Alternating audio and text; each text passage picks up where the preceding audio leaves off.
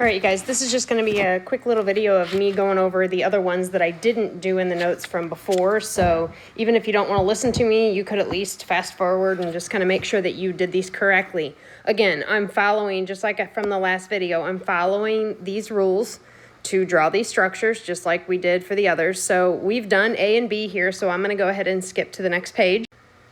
So I think the ones that we need to do here are C, D, and E. So on C, again, what I do is I sum the valence electrons. So nitrogen has 5.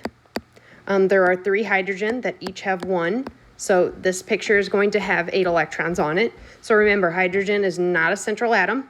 So that means nitrogen is going to be my central atom. I start with connecting that nitrogen to however many atoms are attached here with a single bond. So I've got 3 hydrogens attached here.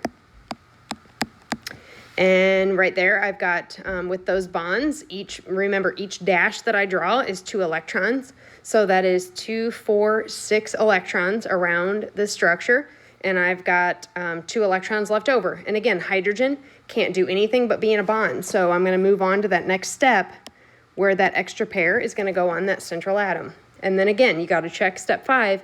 Do I have 8 electrons around nitrogen? With the 3 bonds, that's 6, and that lone pair makes 8. So that's how you draw that structure. The next one is CH4. So again, a carbon atom has 4 valence. I got 4 hydrogen. They each have 1 valence. So this picture is also going to have 8 electrons on it. So again, hydrogen cannot be the central atom. And I told you in the last video, carbon, if carbon's in there, carbon is definitely going to be that central atom. So I've got a carbon atom that is attached to 4 hydrogen. So again, I start with a single bond for all of them, and then I kind of go from there. And if you take a look at this, there's already 8 electrons on the picture. So there's no step 3, 4, or 5 for this one, because if you look at it, hydrogen can't do anything else. Carbon has 8 around it, and there's only 8 electrons for the picture. So some of them are as easy as this. But again, some of them can be difficult. That's why you kind of want to follow those steps to do that. All right, the last one, I've got CH2Cl2. So that carbon atom has 4 valence, 2 hydrogen, each with 1 valence, and then I've got 2 chlorine that each have 7 valence. So that's 16 plus 4. I'm looking at, if I added right, 20 electrons on my picture. So I've got a carbon, I've got 2 hydrogen, I've got 2 chlorine. So again, hydrogen, not the central atom. If carbon's in there, it typically is. But again, if you look at the periodic table, carbon has lower electronegativity than chlorine. So carbon is my central atom. Well, what is carbon attached to? It's attached to 2 hydrogens, and then there's also 2 chlorines. So that's what this would look like. Now, my next step, because I've drawn 4 dashes, that's only 8 electrons of the 20. So my next step is to go to those outer atoms. But remember, hydrogen can't do anything but be in a bond. So I can't add any to that. So I've got to look at those 2 chlorine atoms. So I'm at 8 electrons. That would be 10, 12, 14, 16, 18, and 20. So all my electrons are on the picture. I have none left over. And if you take a look at carbon, it has 8 electrons around it. So hopefully you drew those correctly, and hopefully you're good to go for your assignment. I'm going to go ahead and do the ions next. I think I have a couple of those to do. So if I remember correctly from the last video, we have done A, B, and C. We just need to do D, E, and F. And mine's kind of spaced out more so I have more room to write. So I'm going to just start with D. So I've got ClO2 1 minus. So I've got a chlorine atom. I've got 2 oxygens that each have 6 valence. And remember, with ions, you got to look at that 1 minus. That 1 minus means it's gaining an electron. So I'm looking at 20 electrons on my picture. So I've got a chlorine atom and I've got an oxygen. Chlorine actually has lower electronegativity than oxygen. So chlorine is going to be my central atom in this case.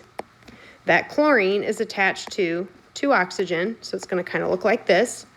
That's only 4 of the 20 electrons right now, though. So that's where I fill in. I can finish the octets on those outer atoms, and I have no idea why it keeps deleting mine. So I'm finishing the octet on the oxygen atoms. So right now, if you count, I've got 2, 4, 6, 8 around one oxygen. I've got 2, 4, 6, 8 around another oxygen. So I've only got 16 electrons on the picture. So my next step is to move to that central atom. So this would be 18, this would be 20. So now all the electrons are on the picture, but you do always need to look and say, does chlorine have 8 around it? And if you take a look at it, it's got 2 bonds, which would be 4, and then it's got 2 lone pairs for 4 more. So right now, it does have 8 electrons on it, so you're going to be good. Now, on the next video, I'm going to be going through formal charges. I'm not going to introduce it today, but you may have to fix some of these pictures. So this may not be correct, but we'll come back to it. What I want you to do is just leave it for right now, because right now, for you guys, it is correct. All right, the last 2 I'm going to do really quick are phosphate and nitrate. So phosphate, again, phosphorus has 5 valence. And oxygen, there are 4 of them. They each have 6. Now this one has a 3- charge.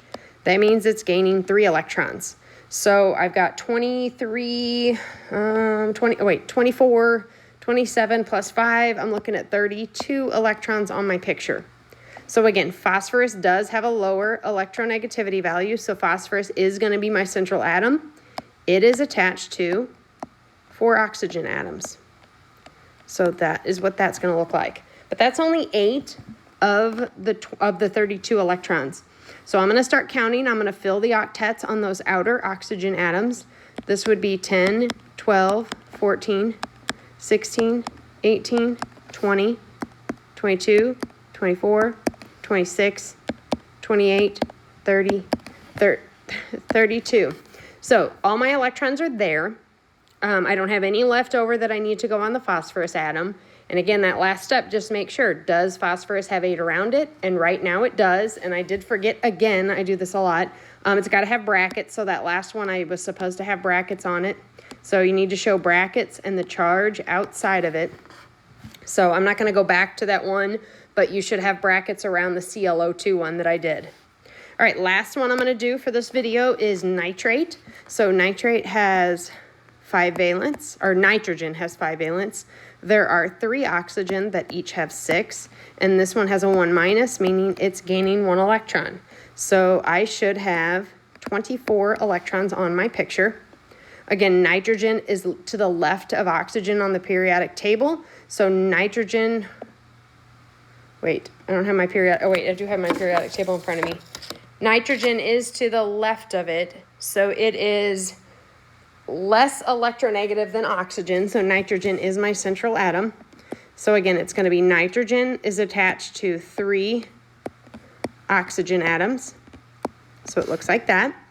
Again, I've only got 6 electrons on the picture right now with those 3 dashes, and I got to have 24. So I'm going to go to those outer oxygen atoms. This would make 8, 10, 12, 14, 16, can't really see that one at the bottom, 18, 20, 22, and then 24. So there are no leftover electrons. They're all on the picture. But again, always check that last step, because if you take a look at it, how many electrons are around that nitrogen atom? There are only 6, and it needs to have 8. So we are going to have to move to a double bond. So what I have to do is I'm going to look at my oxygen atom on the right. I'm going to erase that top pair on it, and then I'm going to go back and I'm going to make this a double bond. So now nitrogen has, with all those dashes, it does have 8 electrons around it. So right now, that is your structure. So again, I'm going to draw brackets, and it has a 1- charge. So that is the correct structures for these right now. Again, the rest of the notes at the bottom of this page, I will have another video. This is what we're going to do on another day. I didn't want to combine it and confuse you guys. So right now, all I want you to do is complete part 1 of the assignment that I've given you. And if you have any questions, please feel free to ask me.